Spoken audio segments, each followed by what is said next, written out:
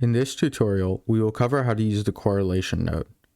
This node creates a correlation table and a correlation matrix using Pearson coefficients.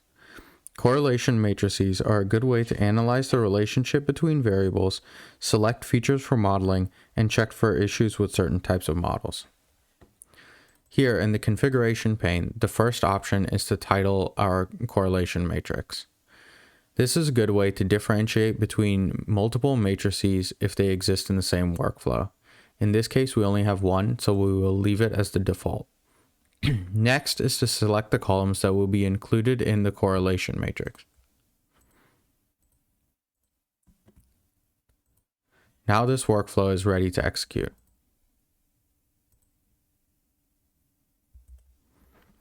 Here in the execution page, we can see that after the node executes, that it outputs a correlation table.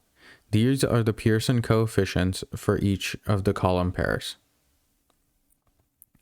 Next, it generates a correlation matrix. This also adds a color key to more